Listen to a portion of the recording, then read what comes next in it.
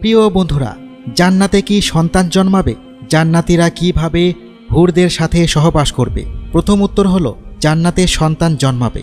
যদি আপনি চান তাহলে আপনি সন্তান নিতে পারবেন। আর সন্তানের বয়স হবে 33, আর আপনার বয়সও হবে 33।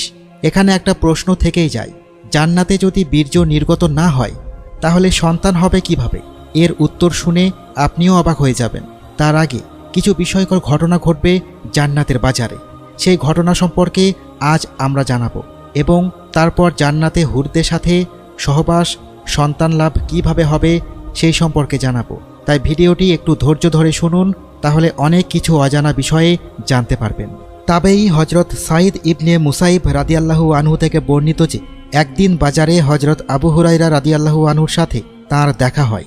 তখন হজরত আবু হুরায়রা রাদিয়াল্লাহু আনহু বললেন, আমি আল্লাহর কাছে প্রার্থনা করি যে আজকে যেমন মদিনার বাজারে আমাদের দুজনের দেখা হয়েছিল, তেমনি আল্লাহ চাহে তো জান্নাতের বাজারে আমাদের দুজনের দেখা করাবেন। তখন সাইদ ইবনে মুসাইব রাদিয়াল্লাহু তাআলা আনহু জিজ্ঞেস করলেন, জান্নাতেও কি বাজার থাকবে? তখন আবু হুরায়রা রাদিয়াল্লাহু আনহু বললেন, হ্যাঁ, আল্লাহর রাসূল সাল্লাল্লাহু আলাইহি ওয়াসাল্লাম আমাকে বলেছেন যে যখন জান্নাতি লোকেরা জান্নাতে প্রবেশ করবে তারা তাদের আমল ও শ্রেষ্ঠত্ব অনুযায়ী জান্নাতে বসবাস করবে। যার আমল যত উন্নত হবে জান্নাতে তার মর্যাদা তত উচ্চতর হবে ও তত উন্নত বাসস্থান ও গন্তব্যে বসবাস করবেন। তারপর শুক্রবারের দিনগুলোতে তারা সকলেই সেই দিন তাদের রবের সামনে যাবে, যেদিন আল্লাহ তাআলা তাদের সামনে নিজের আরশ প্রকাশ করবেন। জান্নাতবাসীদের দেখা দেওয়ার জন্য জান্নাতের এক বাগানে তিনি উপস্থিত হবেন। এই বাগানে অনেকগুলো মিম্বার থাকবে। নূরের মিম্বার, হীরা জহরতের মিম্বার, সোনা ও রূপার মিম্বার থাকবে। অর্থাৎ জান্নাতীদের মধ্যে যার যতটুকু মর্যাদা থাকবে সেই অনুযায়ী ওই সকল মিম্বারে তারা আরোহণ করবেন। তাদের মধ্যে যে কম মর্যাদার সে কস্তুরী কর্পূরের মিম্বারের উপর বসবে, কিন্তু তারা এটা বুঝতে পারবে না যে মেম্বারে বসা লোকেরা তাদের চেয়ে উচ্চ মর্যাদার। আবু হুরায়রা রাদিয়াল্লাহু আনহু জিজ্ঞেস করলেন, হে আল্লাহর রাসূল, আমরা কি সেদিন আমাদের রবকে দেখতে পাবো? তিনি বললেন, হ্যাঁ, অবশ্যই। দিনের বেলায় সূর্য এবং পূর্ণিমার রাতে চাঁদ দেখতে তোমার কি কোনো অসুবিধা হয়? জান্নাতীরা আল্লাহ তাআলাকে ঠিক সেইভাবে দেখতে পাবে। সেই সাক্ষাতে এমন কেউ থাকবে না যার সাথে আমাদের প্রভু সমস্ত পর্দা তুলে সরাসরি কথা না বলবেন। মহান আল্লাহ তাআলা উপস্থিত লোকেদের একজনকে সম্বোধন করবেন, হে অমুকের পুত্র অমুক, তোমার কি সেই দিনের কথা মনে আছে যেদিন তুমি এটা করেছিলে এবং বলেছিলে? এই প্রশ্ন শুনে সেই বান্দা তার অপরাধ স্বীকার করবে এবং তখন সেই ব্যক্তি বলবে, হে আমার প্রভু, আপনি কি সেই পাপের জন্য আমাকে ক্ষমা করে দেননি?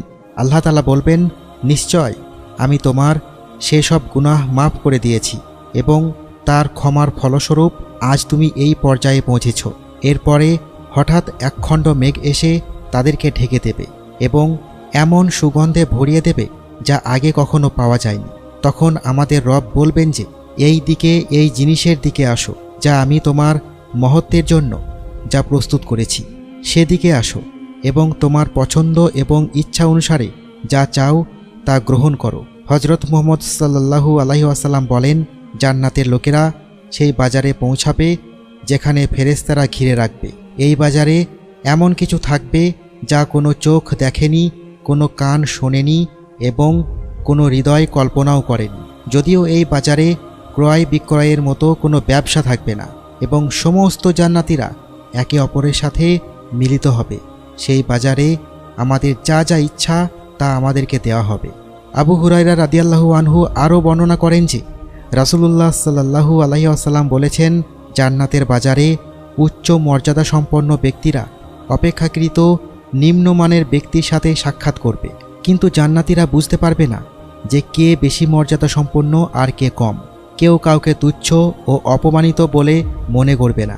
এটা এই জন্য হবে যে জান্নাতীদের মধ্যে কারো অন্তরে অহংকার থাকবে না। তখন নবী করিম সাল্লাল্লাহু আলাইহি ওয়াসাল্লাম বললেন, এরপর আমরা সবাই দ্রুত আমাদের প্রাসাদ ও বাড়িতে ফিরে যাব এবং সেখানে আমাদের স্ত্রীরা আমাদের সাথে দেখা করবেন, মারহাবা এবং খোশামদেদ বলে আমাদেরকে স্বাগত জানাবেন। প্রত্যেক স্ত্রী তার স্বামীকে বলবে, আপনি আমাদের ছেড়ে যাওয়ার সময় যে সৌন্দর্য ছিল, এই সময় আপনার সৌন্দর্য তার চেয়েও বেড়ে গেছে। তখন আমরা আমাদের স্ত্রীদেরকে বলবো, আজকে আমরা আমাদের রবের সাথে সাক্ষাৎ করার সৌভাগ্য অর্জন করেছি।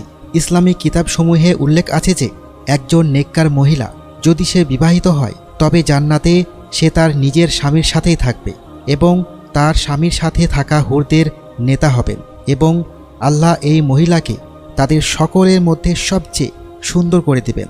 তারা একে অপরকে প্রচণ্ড ভালোবাসবে। আল্লাহ তাআলা তার মুমিন বান্দাদের জন্য জান্নাতে অগণিত পুরস্কার রেখেছেন, যার মধ্যে প্রদত্ত সকল নিয়ামতের মধ্যে একটি করে নিয়ামত হিসেবে হুরদের দেওয়া হয়েছে। হুরদের সাথে সহবাস জান্নাতীদের জন্য অন্যতম একটি বড় নিয়ামত হবে, যা বেহেশতবাসীর যৌন তৃপ্তির মাধ্যমে হবে। কিন্তু বেহেশতবাসীদের দুনিয়াবি কামনা থাকবে না, জান্নাতে কোনো পাপ হবে না, নেতিবাচক চিন্তা থাকবে না, বরং নেক চিন্তা তাদের উপর আধিপত্য বিস্তার করবে। তাদের বিশুদ্ধ অনুভূতি এবং আকাঙ্ক্ষায় পরিণত হবে। জান্নাতীরা যা ইচ্ছা করবে সেখানে তারা তাই পাবে।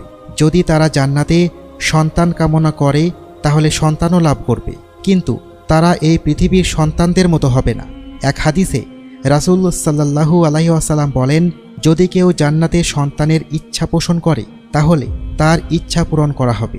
তবে গর্ভবতী হওয়া, সন্তান প্রসব করার সাথে সাথে সন্তানের বয়স 30 বছর হয়ে যাবে।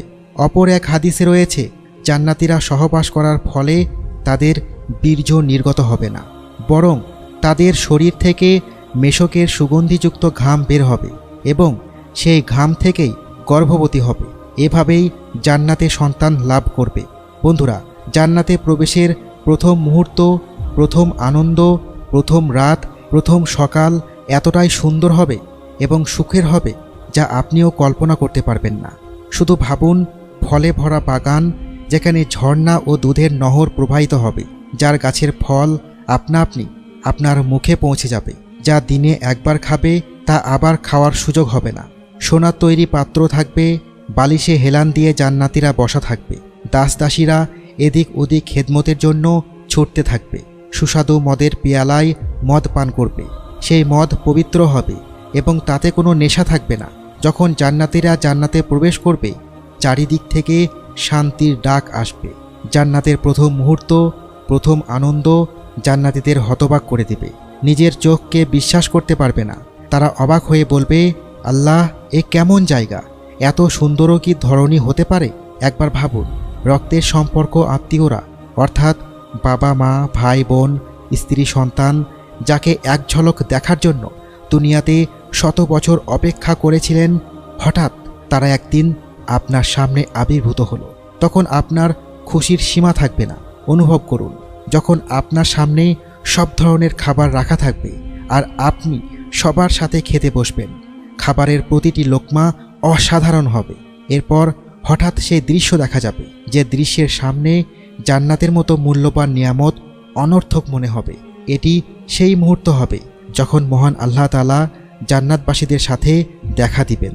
সেই মুহূর্তের আনন্দ ও সৌন্দর্যের সামনে সব সুন্দর দৃশ্য হারিয়ে যাবে।